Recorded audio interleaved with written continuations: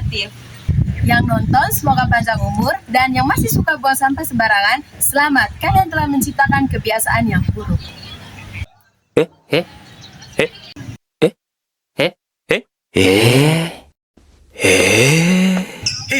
Kenapa langsung lebih begitu? Jadi hari ini kita akan buat sosial eksperimen tentang seberapa peduli sih anak muda terhadap lingkungan. Weh, ini konten prank kok? Bukan, ini lebih tegang daripada nilai tugas lagi. Nah, kita tuh juga bakal kasih fakta biologi dampak lingkungan kotor terhadap kesehatan. Dan kenapa menjaga lingkungan itu menjadi bagian dari tanggung jawab warga negara? Weh, bahasa semua serius leh. Tenang, tetap lucu kok, karena kita hidup berat nah.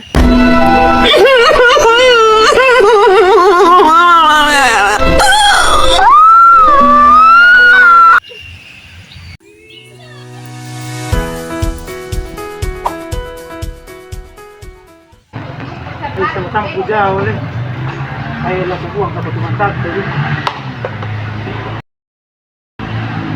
Wih bro, tempat sampah ada di depan, aku tinggal buang kenapa?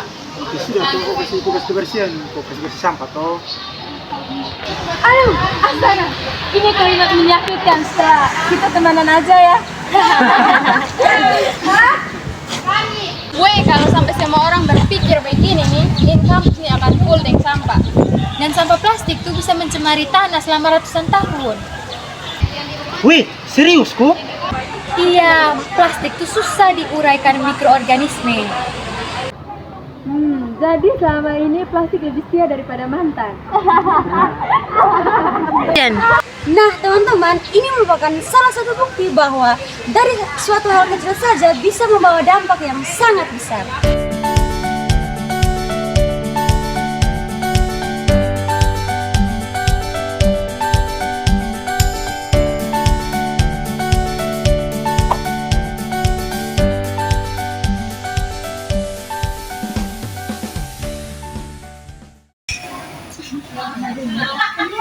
Bisa sebentar Pak Mu.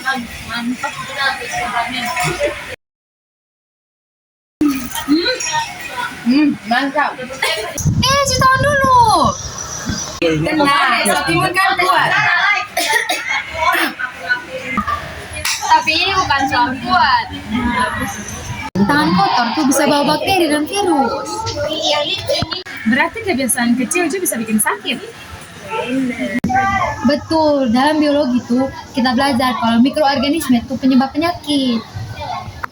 Makanya menjaga kebersihan itu juga salah satu bentuk peduli terhadap orang lain. Karena kalau kosong sakit itu bisa menular kok. Nah itu dia. Nah, jadi selama ini saya makan bonus bakteri dong.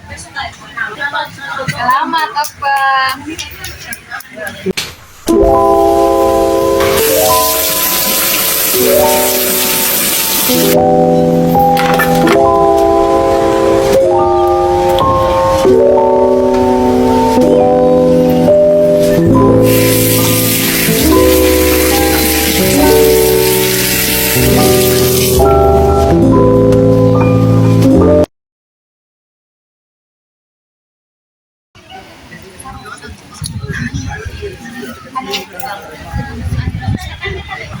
Siapa nih yang harus makan buang sampah di sini nih? Lu tepat lu. Kalau bukan kau, kenapa kau buka panik? Hai serius kah teman-teman? Kenapa anak muda sekarang cuek sekali dengan lingkungan? Ais, mungkin lo pikir hanya satu sampah saja berpengaruh. Kalau orang pikir begitu, nah dia dampak tuh besar sekali. Banjir, pencemaran, penyakit itu semua tuh berawal dari hal kecil.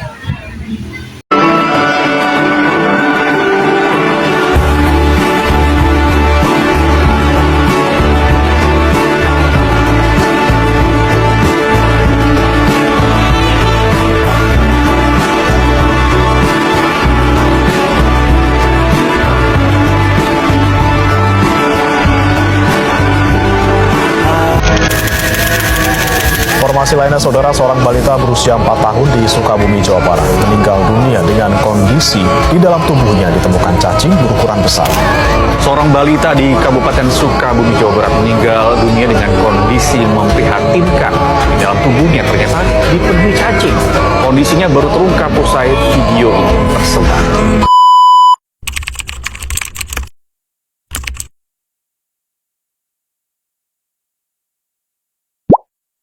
Itu juga sebenarnya karena malas.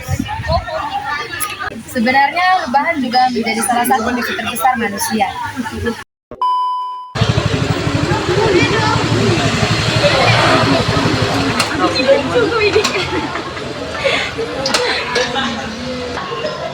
Nah teman-teman, kita tuh sebagai pelajar di luar negara punya tanggung jawab yaitu salah satunya menjaga. Wih, berarti cintai lingkungan juga bagian dari kewarganegaraan kok? Iya, karena lingkungan bersih itu hak semua orang. Dan secara biologi tuh lingkungan sehat tuh membantu kehidupan manusia tuh biar lebih sehat. Oh, jadi pelajaran biologi itu bukan hanya hafal-hafalan saja. Kalau sekedar hafalan sih, saya sudah menyerah dari mitokondria ya. Karena biologi itu dekat dengan kehidupan sehari-hari. Halo teman-teman. Jadi sekarang kita sudah masuk ke sesi wawancara. Di sini sudah ada teman saya dengan siapa? Di sini saya Beranian dari mahasiswa program studi pendidikan biologi semester 2. Di sini boleh kami wawancara sedikit dan minta waktunya. Boleh, Bu. Oke. Jadi pertanyaan pertama di sini tuh, menurut Anda apa hubungan menjaga lingkungan dengan kesehatan manusia dalam kehidupan sehari-hari? Karena kita hidup di lingkungan, maka tentunya yang paling utama yang kita butuhkan adalah oksigen. Nah, kenapa kita harus menjaga lingkungan? Kita menjaga lingkungan agar udara yang kita hirup saat ini tidak bercampur dengan polusi. Nah, contohnya itu seperti kita menanam tumbuhan. Nah, tumbuhan itu kan penghasil oksigen dan dia juga menghirup CO2. Nah, dari itu bermanfaat untuk kita manusia. Selain mengurangi CO2 di udara, kita juga mendapat manfaatnya berupa oksigen. Oke. Terima kasih Alfredo sudah memberikan waktunya.